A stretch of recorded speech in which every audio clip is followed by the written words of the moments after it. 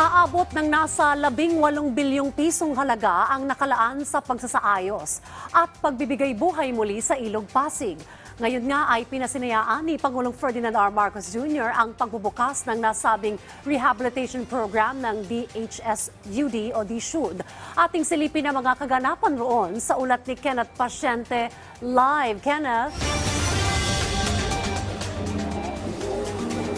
Dayan, walang imposible kung magkakaisa. Yan ang binigyang diin ni Pangulong Ferdinand R. Marcos Jr. kasabay nga ng inaugurasyon ng programa na tututok sa rehabilitasyon ng Pasig River.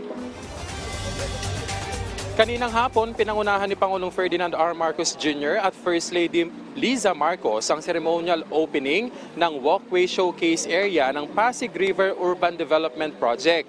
Sa ilalim yan dayan ng PBBM o Pasig Bigyang Buhay Muli Project ng DHSUD.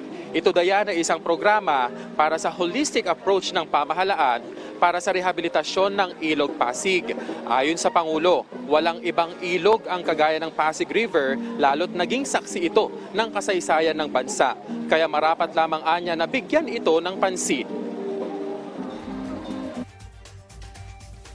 We are here to blaze a path forward for this national asset. We are here to reject the defeatist view that the Pasig River is beyond redemption. We are here to consecrate ourselves to the mission of transforming Pasig River to what it is supposed to be. A living river of multiple benefits for the multitude.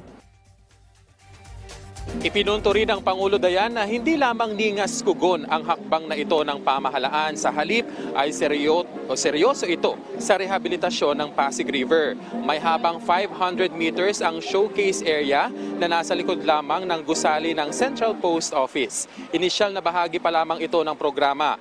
Magsisilbi ring pampublikong parke na may pedestrian-friendly walkway ang showcase area.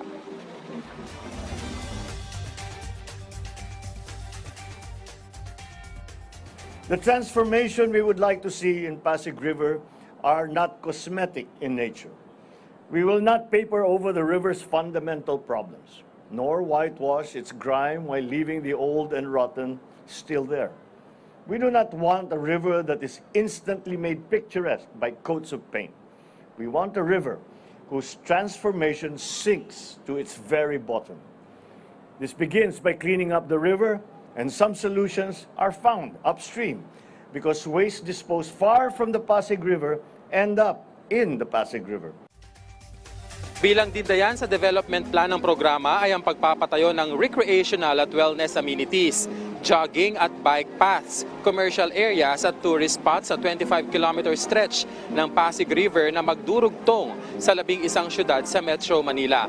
Ayon kay DHSUD Secretary Jose Rizalino Acuzar, aabot sa 18 billion pesos ang kabuuang halaga ng programa na galing sa mga donation pledges ng pribadong sektor. Kasama po namin dito yung NCAA, si Mr. Manalo. Dahil gumagawa rin sila ng mga tourist spot. Kasama po yung mga kamukha po ng Department of Tourism. Ito po, composite po ito ng mga department ng buong. Kaya po nagkaroon kami ng ang tawag doon? Interagency Council. Sama-sama po kami doon. Hindi lang po DSUD ang nagpo-project po ito. Lahat po kami ng mga department. Lalo po, ang pinaka-importante po ito, DNR. Kaya pinaka-malaking role po dito ang DNR, si Secretary Yulo. Kaya po siya po ang nagtutulak ng higi at pagandahin yung buong Pasig River at palinawin yung tubig. Dayan, matapos nga itong ceremonial opening ng walkway nitong programa ay maaari na itong pasyalan ng ating mga kababayan simula bukas. Dayan.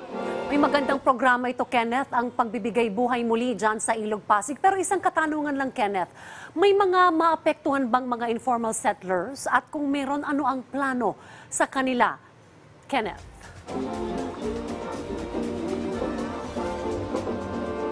Yes, Dayan, ayon nga sa DHSUD, nasa 3,000 hanggang 500 5,000 na pamilyang informal settler ang maaaring maapektuhan nitong kabuuan ng programa. Pero ayon nga sa DHSUD, itong mga pamilya na ito ay ang magiging prioridad ng pamahalaan sa ilalim ng Pambansang Pabahay Pamilya Program ng kasalukuyang administrasyon. Pero dito sa inaugurasyon ngayong gabi, Dayan, ay wala pa namang pamilya ang naapektuhan dito. Dayan.